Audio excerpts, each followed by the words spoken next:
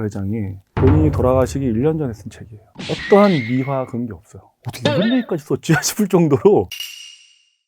오늘은 또 제가 여러분들에게 꼭 나누고 싶은 책이 있어서 책을 들고 나왔습니다. 사실 이 책은 저한테 큰 영향을 미쳤던 우리 멘토께서 책을 선물해 주시면서 이 책을 10번 읽어라. 제가 아직 10번까지는 못 읽고 한 3번 읽었는데 3번 읽을 때마다 다 울었어요. 첫 직장 생활을 삼성 공채 38기로 입사해서 삼성물산 출신입니다. 저한테 참 감사한 일이기도 하고, 삼성물산 출신으로서 제가 또 기업가의 꿈을 꾸고 열심히 지금까지 사업을 하고 있는데, 이병철 회장님은 1910년 그러니까 우리 조선이 한일합방 당하던 그때의 경남 의령에서 태어나십니다. 그 할아버지가 호가 이제 문산이신데, 이홍석이라는 할아버지가 굉장한 학자였어요. 문산집 되셨고 조부 때 이르러서 이미 천석지기가 돼서 학문도 잘했지만 선비로서 공부도 하고 문산집도 내고 서당도 설립하셨지만 재력도 꽤 있으셨던 분이세요. 그래서 그분이 이제 문산정이라고 하는 서당을 세우셨는데, 이병철 회장이 5살 때 거기서 이제 천자문을 배웁니다. 이 호암자전 책에 보면 1910년에 태어나신 이병철 회장이 본인이 돌아가시기 1년 전에 쓴 책이에요. 어떠한 미화 그런 게 없어요. 정말 담담히 이런 얘기까지 썼지 싶을 정도로 그런 얘기를 다 쓰셨습니다. 이분이 이제 뭐라고 표현하냐면, 자기는 특출나지 않았다. 보통 그 당시에 서당에 다니면 한 2, 3개월이면 천잠을 다 뗐대요. 자기는 1년 걸렸대. 천잠을 떼는데. 그래서 그 당시 훈장이 문산 선생의 손자가 이 모양이어서야 그런 얘기를 많이 들었대. 그 정도로 사실은 머리도 이렇게 썩 좋지 않았다. 이렇게 고백을 하세요. 그리고 이제 진양군 지수면에 지수보통학교에 편입을 합니다. 그러다가 한 6개월인가 다니다가 서울에 유학을 가. 올라갔을 때 약간 충격을 먹었다. 말이 안 통하더래.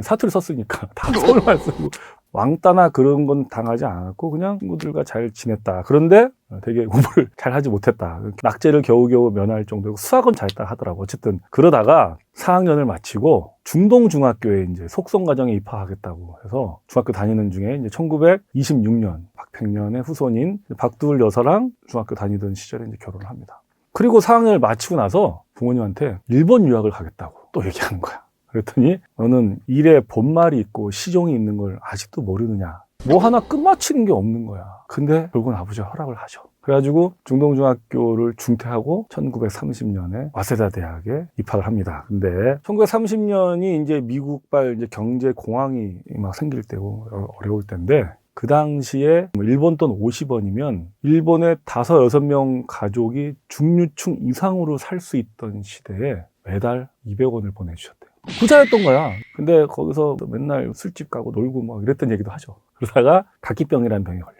그래서 2학년을 마치고 중퇴하고 다시 귀국을 해요.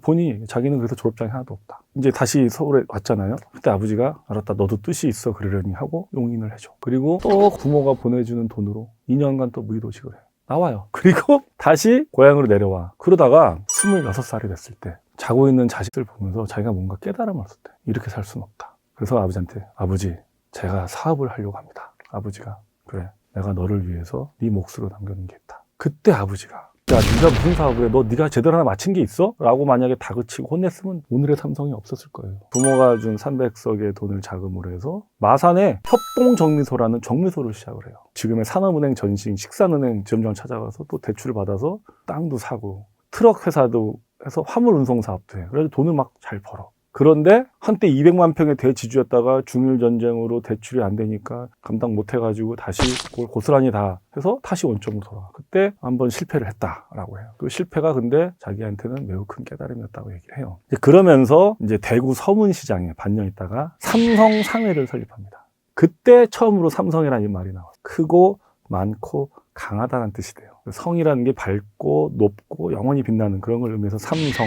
그때 나름 대박이 나서 당시 별표국수라고 만들었는 게 하루에 막 100상자가 막 나고 막 그렇게 했대요. 그러다가 1939년에 조선양조장이라는 걸 인수해요. 그 당시 거금 10만 원을 주고 연간 생산량 7,000석에서 이제 만석으로 되어가지고 하는데 1945년에 해방을 맞습니다. 사회가 갑자기 좋아지는 게 아니야. 우리나라가 그 당시에 해방을 맞고 좌우 대립이 극심해요. 1947년에 이제 조선 양조장을 맡겨놓고 자기는 이제 서울 가서 사업하겠다고 해가지고 그 반대를 무릅쓰고 5월에 서울에 입성합니다. 그래서 해화동에 저택을 구입해서 본격적인 무역업을 합니다. 그게 삼성물산공사야. 그렇게 해서 삼성물산공사를 설립했는데 1950년 6.25가 터져. 북한군이 내려오니까 서울에 삼성물산에 있었던 그게 모든 게 다 공산당이 다 뺏어가고 자기가 그 당시에 시보레라는 미국 신식 차를 샀는데 그 전달인가 전주인가 등록을 했는데 그 차를 뺏겨. 차를 누가 타고 다니면 조선노동당 당시 남한 최고 박헌영이 그걸 딱 타고 가더래요. 그때 그 분노가 6.25가 터져서 삼성물산공사가 막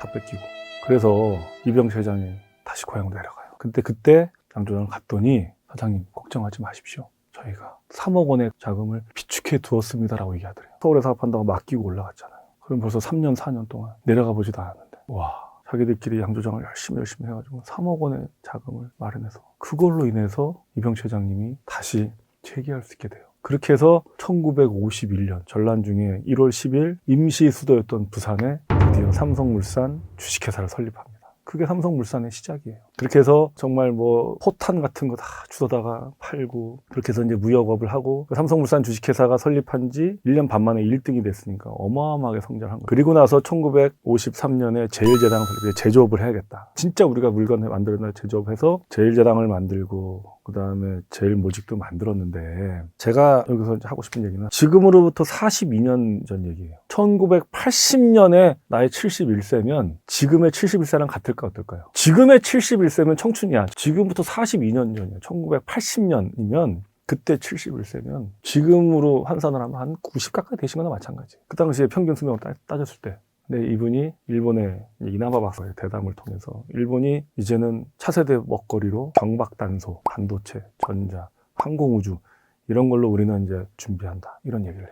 그 당시 이미 일본은 반도체 산업으로 세계를 석권하고 있을. 자, 근데 여기서 1980년이라는 게 중요해요. 그 전해 1979년에 무슨 일이 일어났습니까? 1979년에 12.16 사태가 터져서 20년 가까이 군사 독재였던 박정희 정권이 죽어. 그리고 12월 12일 날 12.12 사태라고 해가지고 탱크 몰고 신군부가 정권을 잡잖아요. 그러고 나서 광주 민주화 운동이 일어나잖아요. 그러니까 무슨 얘기냐면 격변의 한국 시대였던 거예요. 근데 이병철 회장 71세잖아요. 같으면 어떤 일이 벌어질지 모르니까 피신 뭐 벌 거 다 벌었겠다. 실제로 몇 년 전에 이병철 회장은 위암수술로 수술까지 받으신 그런 80년 71세의 나이에 이나와 박사의 얘기를 듣고 앞으로 삼성이 나가야 반도체다 결정을 해. 다 반대하죠. 일본하고 지금 기술 격차가 얼마인데 삼성은 일본 쫓아가다가 망한다. 전문가들은 다 삼성이 반도체만 망한다고 할 때야. 83년 9월 12일 날 반도체 기흥공장 착공을 합니다. 그리고 전문가들은 다 18개월 이상 걸릴 거라고 하는데 그걸 6개월 18일 만에 준공을 합니다. 그때 그 책에 보면 하루도 쉬지 않고 연인원 20만 명이 투입이 돼서 세계사 속에 전무후무한 일이래요. 그때 이제 이병철 회장님 하신 말씀, 이런 한국이라면 미래가 밝다라고 써요. 기흥공장이 완공이 되고 삼성 이병철 회장은 그리고 3년 있다 돌아가시고 2년 있다 이 책을 쓰시고. 근데 그 이병철 회장이 뿌린 그 반도체 씨앗이 어떻게 됐습니까? 대한민국 40년을 먹여 살려요. 이병철 회장님이 이곳에서 시종일관 얘기하는 게 사업보국. 이분은 철학이 있었어요. 내가 일으킨 기업을 통해서 나라가 부강했으면 좋겠다. 후배 사업가로서 저는 뭐 그분의 조족지혈도 안 된 사람이지만 이런 분을 대한민국의 좋은 선배 기업인으로 우리가 모실 수 있었다는 게 대한민국의 축복이라고 생각합니다. 사업을 안 하는 사람이라도 이 책을 읽어야 되는 이유가 뭐라고 생각하세요? 사업이란 얘기를 하면 거창하게 생각. 옆에 길가에 떡볶이집도 사업처럼 하는 사람이 있고 토스트 가게도 큰 기업이 될 수 있잖아요. 무슨 얘기냐면 샐러리맨으로 우리가 언제까지 살 수 있을까요?